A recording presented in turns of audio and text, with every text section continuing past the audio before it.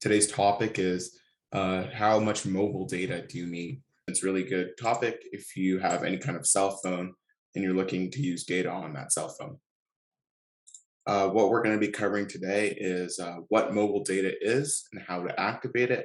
We're going to look at how to determine how much data you need and then how to save cellular data. So let's start off by talking about what mobile data is and how it works. If your phone has two ways of accessing the internet, and those two ways are Wi-Fi, which you typically have at home or in the office or at school or any other kind of buildings, and cellular data. Mobile data is what allows you to get internet when you're outside of your home and don't have access to Wi-Fi. So when you're in the car, when you're going out for a walk, when you're any time where you're not at home or you're not in a place where you can have Wi-Fi access, mobile data kind of fills those gaps. You can send and receive information over a wireless connection. As long as you have cellular connection, you're able to use the internet. So now let's look at how it works. Wi-Fi and data typically offer the same internet experience. You should be able to use your smartphone, tablet, or computer in the same way, whether or not you're connected to a Wi-Fi network or whether you're using a mobile data package. So as it says there, your experience is going to be pretty much identical. There's not going to be too many things different between using Wi-Fi and mobile data. Certain apps can only be used on Wi-Fi because they use a large amount of data. And then with data, you can be charged cellular data overcharges. So like a data overcharge is, let's say, as we'll get into in a bit, you have a plan that gives you 10 gigabytes of data and you use over that amount. So you used 11, 12, you'll be charged extra for going over your amount there. If you don't have data roaming plan when you travel, you could be charged quite a lot. So roaming allows you to have mobile data services when you enter other countries, so away from Canada or the United States or wherever you're located. And if your plan doesn't come with data roaming, you'll face more extra charges when you do use data abroad. And let's look at some pros and cons of mobile data. Some of the pros are that it's easy to use and it's convenient for being able to access the internet anytime when you're away from the house. You get real time updates and there's no need to wait until you're home. And it gives you the option to contact people via SMS and phone or Wi Fi based messaging and calling apps. So you could do the typical text messages or you can call someone or you could use Wi-Fi based messaging apps like you could do Instagram messaging, Twitter messaging, and other kind of Wi-Fi based messaging and calling apps. But some of the cons are that data can be very expensive, especially if you're living in Canada.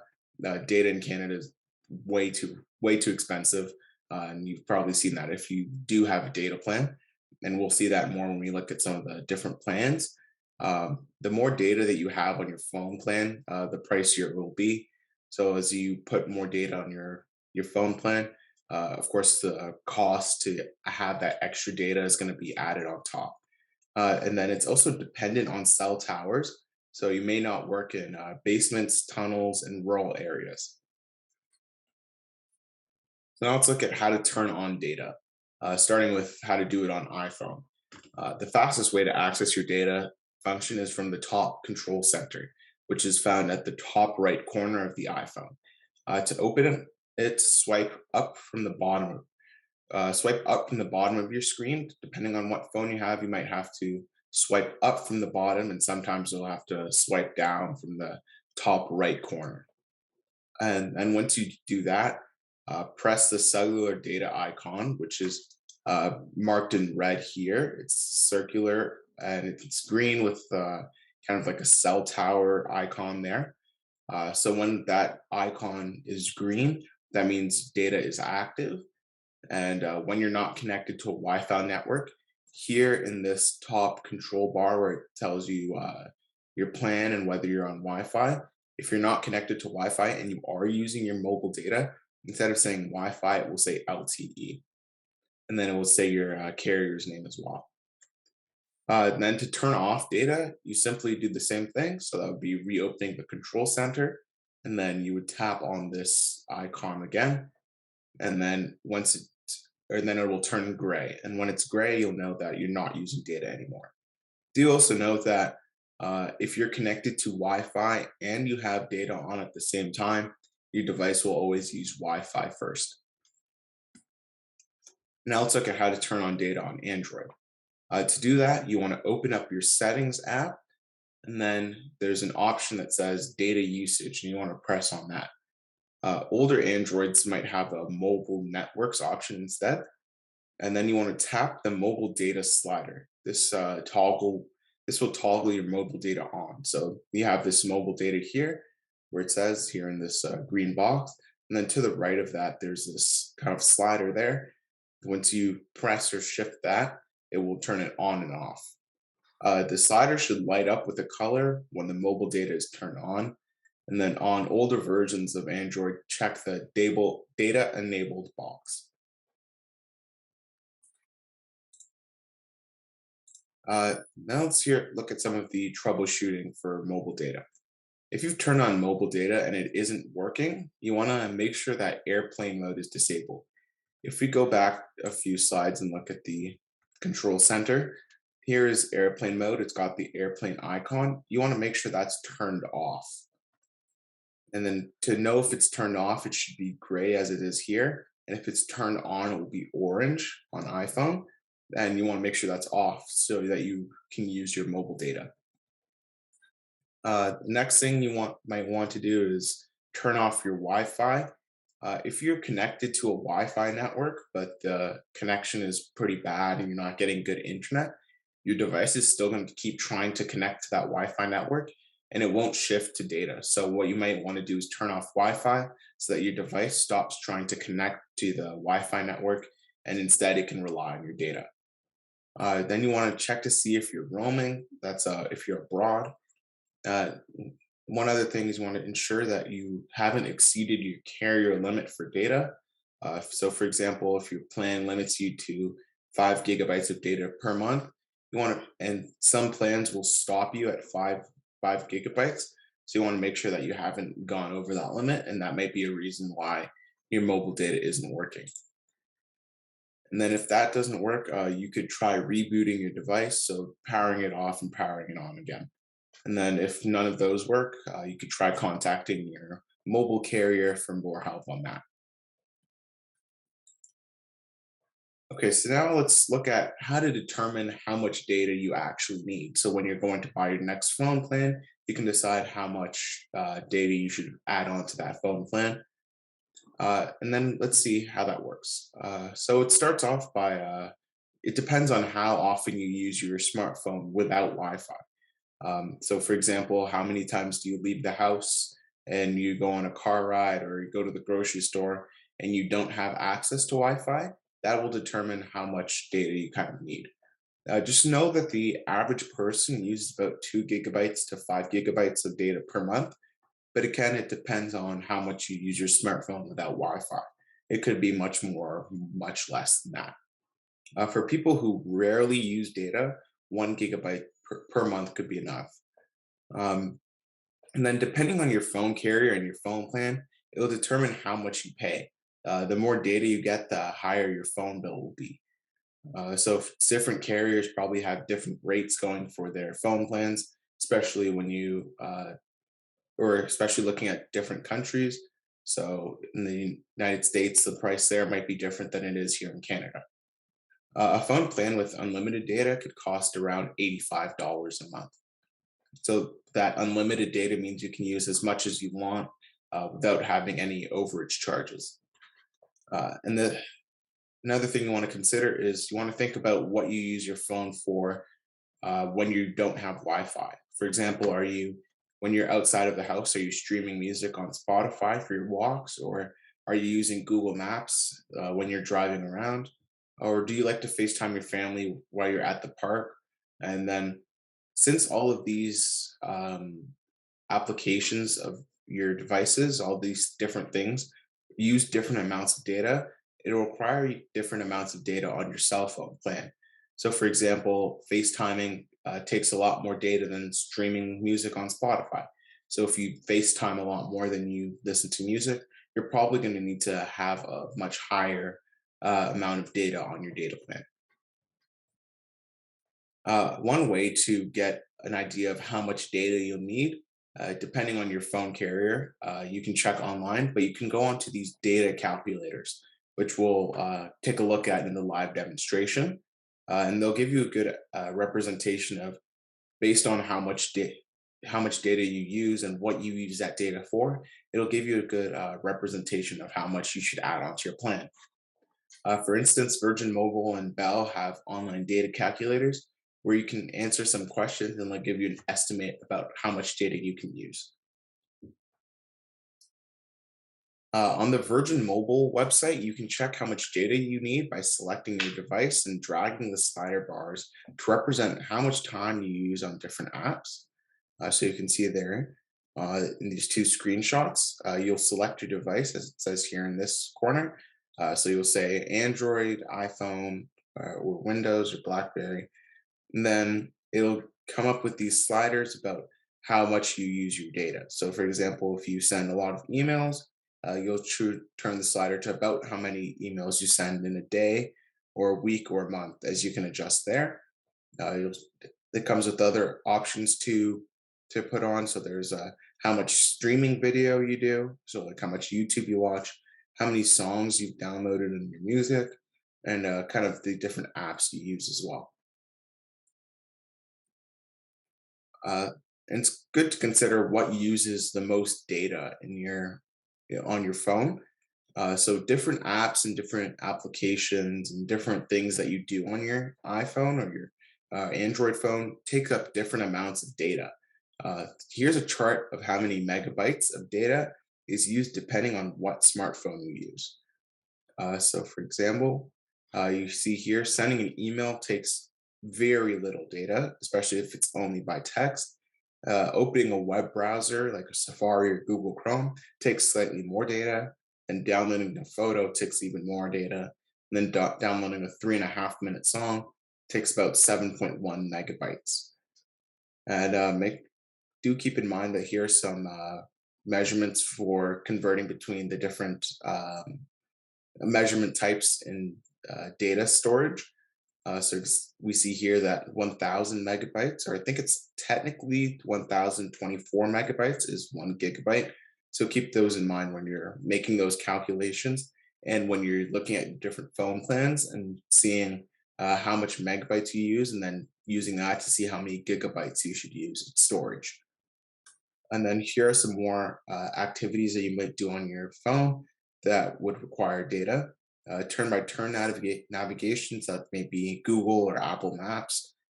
Doesn't take too much, but then all the way at the other end are FaceTime and video calls like Zoom, like we're doing right now, which takes a lot of data. As it says here, for an hour of video calling, it takes 480 megabytes. To save data, avoid downloading or uploading while away from Wi Fi networks, as well as streaming and video calling. So, for example, if you've left your house, you don't want to download a new show or upload something to the internet or start video calling someone because that's going to take a lot of data. You might want to wait instead until you get back to your home where you can use your Wi Fi networks to do it instead. Here are some of the apps that use the most amount of data. Here, of course, we have the video streaming apps. We have YouTube and Netflix, and then Instagram and Facebook are they use a lot because, and I guess Twitter as well. They both use, or those three use a lot because you're downloading photos, and those photos typically take up a large amount of data. And then Google as a web browser, when you're opening web browsers and searching up different web pages, that also takes a lot of data. Uh, Downloading and streaming music takes not too much data, but it still takes up some. And then of course Skype, and then you could also add in there FaceTime and Zoom. I guess would also take up a lot of data, as we saw on the chart there. It takes up some of the most amount of data of all the different apps on your phone. Here's some apps that use the least amount of data. WhatsApp doesn't use too much. Facebook Messenger and Zangi. Those are all text-based data services. So they or text-based messaging services. So they don't use too much data. And then here's some tips on how to avoid going over your data plan. You can turn off data for certain apps. You can do that by going into your settings and into your mobile data settings and then toggling whether a certain app is allowed to use your data. And then you also want to ensure that you don't have any unwanted apps running in the background. So, for example, you might have YouTube running in the background or Netflix, and you want to make sure that you shut down those apps while you're on your data so that they're not using your data while you're not using the app itself. Then you want to use Wi-Fi whenever possible. These days, many places have free public Wi-Fi access when available. So, for example, like if you're at the mall or you're in a Starbucks, you want to see if those places have Wi-Fi so that you're not having to use your mobile data instead. So, when visiting friends or in businesses, ask for the Wi-Fi password. If you want to be more stringent, keep your data off until you actually need it.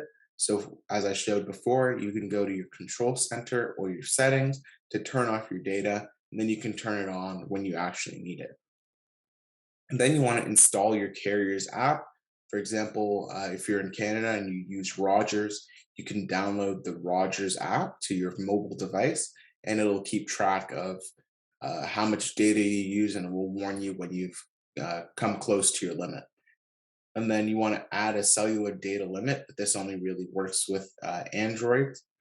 And if you think you'll need more data than what you have, you might want to change your data plan to avoid surcharge fees. So, for example, if you're constantly going over your data limit, you might just want to change your plans to give yourself more data because you'll the overage fees are much more expensive than just adding more data to your plan. Now let's look at how to track your data. For iPhones and iPads or any other Apple device, you can go to an overview of how much data you have, and then you can go to your settings and click cellular data. So as you can see here, this is just kind of what it'll look like in your settings and your cellular data. Then you want to scroll down to find which apps are using cellular data. Any app that's toggled and it has this green icon next to it is using your cellular data. And underneath each of these apps, you can see just how much it's using on cellular data. So here it says Mail is using 13.4 gigabytes, Safari's use 12.7, and so on. If you don't want an app to use any cellular data, so for example, if I don't want Instagram or I don't want music to ever use any cellular data, you can turn it off for that app by pressing the toggle button so that it turns from green to white. So these buttons here, you just want to press on that and it will go white and then it'll make sure that you won't use any cellular data. And then when cellular data is turned off for that app, it will only be able to operate with Wi-Fi. Another thing to note is that to get a more accurate representation of how much data you use in a month, you're going to have to manually scroll down to the bottom of this settings tab. And at the bottom, it will say reset statistics. So, for example, whenever your mobile plan resets, you want to reset the statistics so that you know how much you're using in a given period. And then how to track your data for Androids is you want to go into your settings app and then press network and internet. Then press on data usage and you'll be taken to a page like this. And then under mobile, you will be able to see how much data you've used since the start of your pay period. And then you want to tap on mobile data usage to see graphs and details. Now let's get into a live demonstration. For the live demonstration today, I'll be showing you how to look on the data calculators to see how much data you might need to use for your next plan. So for example, if you were in Canada and you wanted to see how much data you used, you'd go to a site like Bell. And then in the search bar here, you'd go to the search bar and you would type in data calculator, and then you would search that up. And then you'll be given these different options here. And you want to scroll down to somewhere it says something like Internet Data Calculator. And then once you see that, you just want to open that up by clicking on it, and you'll be brought to a page like this where you'll be able to estimate your internet usage. So to do that, you answer the following questions about uploading and downloading and other internet activities. So, for example, you might say, each day on data, I stream about an hour of music. So I put uh, music streaming to about 1 hour. And then let's say at some points I do web browsing. So I'm going on different different websites on Google Chrome or Safari. And let's say I do that for maybe 2 hours a day. And then you can see here that it'll give you your estimated monthly usage of data. Here it seems to be a pretty wide range, but it's still a good idea of how much data you use, or that how much data you should use in a month. And you can use and then you can use that amount to kind of determine how much you're going to give for your mobile data plan. Do also note that these come with a lot higher data usage. So, for example, 1 hour of streaming, it's going to use a lot less than 1 hour of movie streaming. So, if I bring this movie streaming bar up to say 2 hours, you can see just how much it increases my monthly usage. Same thing with online gaming. If you brought it up to 4, 5, 6 hours a day, it's going to increase your monthly usage by quite a bit. And you can see that movies and TV shows kind of had the highest amount there. So yeah, if you are looking for how much data you use, going on an internet calculator like this is a great help. And then again, you could also add in your own sense to it as well. So you might say, yeah, I could see that if I were to use an hour of movie streaming and an hour of music streaming each day, it'll cost between 26 and 50 gigabytes a day. But I don't really want to, or the plans for that amount are a bit too expensive. And then you can change your own habits from that as well. So thank you for listening to the presentation. If you'd like to learn more about the Cyber Seniors Mentor, go to the Cyber Seniors website or call 1-844-217-3057 to register for a one-on-one phone or web session. There's also tech drop-in sessions if you have questions unrelated to today's topic from 2 to 3 p.m. Eastern on Thursdays. Thanks.